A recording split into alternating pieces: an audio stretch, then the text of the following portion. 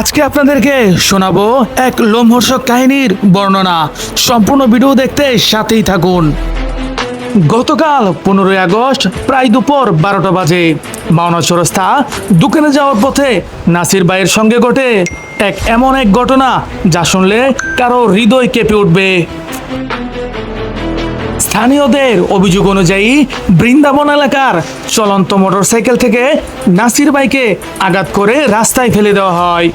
এরপর তাকে জোর করে একটি বাড়িতে নিয়ে আটকে রেখে দীর্ঘ সময় নির্যাতন করা হয়, এমনটাই অভিযোগ পরিবারের ও স্থানীয়দের। অভিযোগ রয়েছে তার কাছ থেকে মোবাইল ফোন, সঙ্গে থাকা টাকা এবং ব্যাংক বিকাশের মাধ্যমে আরও টাকা ছিনিয়ে নেওয়া হয়। সব মিলিয়ে মুক্তিপণের নামে 4 লাখ টাকা তার কাছ থেকে নেওয়ার অভিযোগ উঠেছে। সবচেয়ে কষ্টের বিষয় হচ্ছে একজন মানুষকে দুপুর থেকে সন্ধ্যা পর্যন্ত আটকে রেখে এরকম অমানবিক নির্যাতন করার অভিযোগ উঠেছে। ঘটনার খবর পেয়ে রাতে স্থানীয় জনপ্রতিনিধি এবং এলাকাবাসী পুলিশ ঘটনাস্থলে যায়। স্থানীয়দের দাবি, পুলিশের উপস্থিতি টের পেয়ে অভিযুক্তদের কয়েকজন সেখান থেকে পালিয়ে যায়। সেখান থেকে 2টি মোটরসাইকেল ও কিছু সন্দেহজনক আলামত উদ্ধার ও জব্দ করা হয়।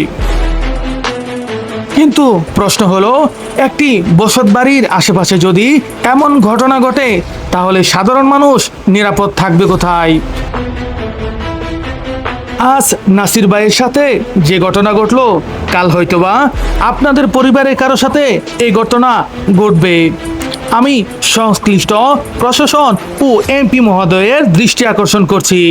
এই ঘটনার তীব্র নিন্দা জানাচ্ছি এবং এই ঘটনার নিরপেক্ষ তদন্ত চাই। যদি অভিযোগ সত্য প্রমাণিত হয় তাহলে জড়িত প্রত্যেকের বিরুদ্ধে দ্রুত আইনি ব্যবস্থা নেওয়ার জন্য অনুরোধ করছি।